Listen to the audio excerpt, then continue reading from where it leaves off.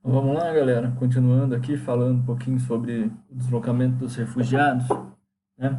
É, então, nesse final de aula aqui, nesse segundo vídeo, a gente vai falar um pouquinho sobre as tensões, tá? Então, imagina essa população toda se deslocando, né, do seu lugar de origem e, de repente, querendo entrar num outro território e não poder, né? Porque não é simplesmente o fato de você ser migrante, você ser um refugiado, que você vai entrar facilmente em outros territórios. Não, né? A gente sabe que não é assim que funciona. Os países, eles adotam uma série de acordos entre si, e dentre esses acordos existem também aquelas políticas migratórias. Então, alguns territórios são mais abertos, outros são mais fechados com relação ao vai e vem de pessoas, né, de outras nacionalidades ali. E os motivos são diversos também. Enfim, são fatores econômicos, né, fatores de ordem cultural, o próprio sentimento, né, nacionalista da população, que, né, aquilo que um governo faz, a população ela pode enxergar com bons ou maus olhos. Então o governo ele tem que adotar algumas medidas, às vezes para restringir, outras vezes permitindo mais a entrada da população nos territórios. E isso, obviamente, coloca um peso, né, principalmente sobre as pessoas que estão na situação de buscar refúgio, né, buscar abrigo, tá certo? Vocês também podem achar aí pela internet é, várias, várias imagens como essa, né? A aglomeração em área de fronteiras, tá? É, né, o policiamento, um certo controle para evitar que essa entrada nos territórios seja desorganizada demais, né? E daí a gente pode pensar em territórios do continente europeu mesmo, né, que eu citava na aula anterior. Muitas regiões, muitos países, eles estão inseridos, né, no bloco da União Europeia, onde se nota uma livre circulação, tá? A livre circulação de pessoas, produtos, dinheiro, sobretudo, mas em de momentos de crise, né, momentos em que o número de refugiados ele se amplia demais, até mesmo entre esses territórios que fazem parte do mesmo bloco e que têm acordos, tá? A política e os critérios para entrada e saída de um e outro território, eles também se tornam um pouco mais rígidos, certo? Mesmo. Outros países, eles já, né, em outros países de outros continentes, a, a não permissão, tá, de alguns grupos populacionais adentrarem nos seus territórios é muito mais clara, né? Vamos pensar aqui no continente americano, que é o caso do muro existente, né, entre Estados Unidos e México.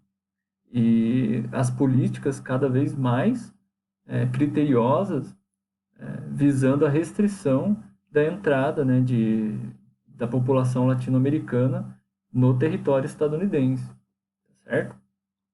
Ou alguns povos, né, no, no começo no começo desse ano, no começo de 2020, algumas políticas migratórias adotadas pelo governo estadunidense é, proibindo, né, novas migrações, por exemplo, de nigerianos para o território dos Estados Unidos, tá certo? Então, esses são alguns exemplos de políticas para tornar um pouco mais controlado esse movimento migratório, viu? É, cercas mesmo colocadas, imagina, né, você tem ali um território vizinho do outro e existe a cerca, né? Simbolicamente, isso é muito forte. Ter uma cerca impedindo que você passe para para um outro país, tá? E, né, sem falar nos elementos de política, né, aquela política mais, a política formalizada, tá? Existem também movimentos da sociedade que buscam impedir a entrada dos migrantes, dos refugiados nos seus territórios. Aí tem alguns exemplos, né? É, dizendo que os migrantes não são bem-vindos, né? Vamos parar a entrada dos refugiados ali, as bandeiras alemãs, tá, sendo agitadas. É, então, este é um outro lado desse movimento migratório, que muitas vezes acaba sendo um pouco mais difícil da gente pensar, né? É, qual seria esse lado, o lado subjetivo do refugiado, né? O lado subjetivo de ser refugiado, de migrar de maneira forçada, tá? Como que uma pessoa sem pátria se desloca pelo mundo e como que fica, né, o seu imaginário, a sua relação com um novo lugar, tá? O sentimento de pertencer a um lugar ou a não pertencer, né, a lugar nenhum, que,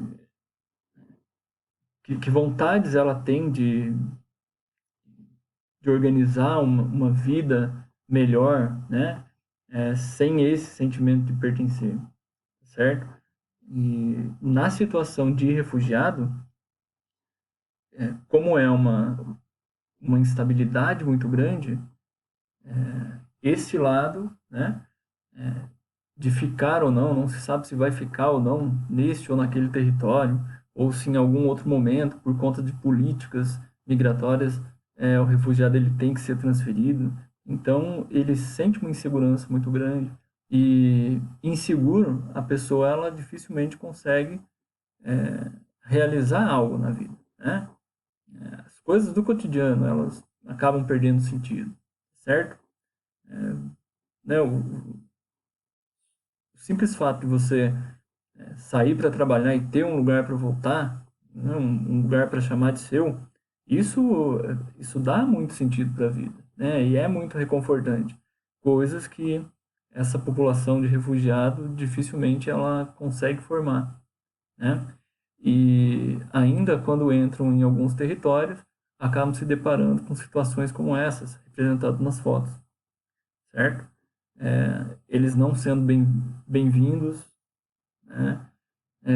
Ou ainda os elementos da cultura que o refugiado ele carrega, né? Obviamente, se você sai do seu lugar de origem, vai morar em algum outro lugar, você vai ter um contato com a cultura desse outro território, porém não é de uma hora para outra que você consegue absorver toda a cultura, né, do lugar de onde você está chegando. E com certeza você vai levar muito daquilo que você aprendeu no seu lugar de origem. A sua cultura, ela viaja com você, tá? Ela vai entrar no território que você está entrando também. O seu jeito de ser, o seu modo de se vestir, os ritos religiosos que você faz, né, aquilo que você acredita. E, em alguns casos, até mesmo esses elementos, né, da cultura, eles são questionados, tá? Eles são postos à prova, né? E, infelizmente, isso ocorre nos dias de hoje, tá? Então, todos esses elementos que eu estou citando aqui para vocês, eles vão além daqueles critérios mais estatísticos, numéricos, né, que normalmente nós trabalhamos na geografia. Mas a gente tem também essa capacidade de pensar para além desses elementos de ordem estatística, né, de ordem numérica, a quantidade, de onde sai, para onde vai, né, dados que foram apresentados para vocês no vídeo anterior, mas também é muito interessante a gente pensar dessa outra maneira, né? Como como ficam esses refugiados enquanto indivíduos, certo? Poderíamos abordar, como eu disse também anteriormente, como como como como é construído o lugar, né? O lugar enquanto conceito geográfico, um lugar, né? Aquilo que dá afinidade cotidiana para o indivíduo, tá certo? São mais apontamentos para a gente refletir um pouquinho, colocar vocês aí para pensarem também, né? Enfim, isso tem um pouco a ver com empatia, tá certo? Mas é para a gente refletir mesmo, beleza? Como que fica, né, o território ocupado por esses indivíduos, beleza? Então essa, né, foi a nossa reflexão acerca dos refugiados.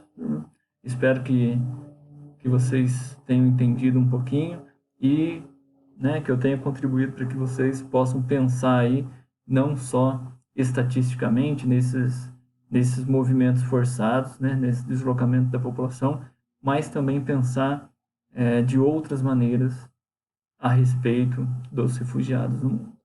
Beleza? Até mais, galera. Tchau, tchau.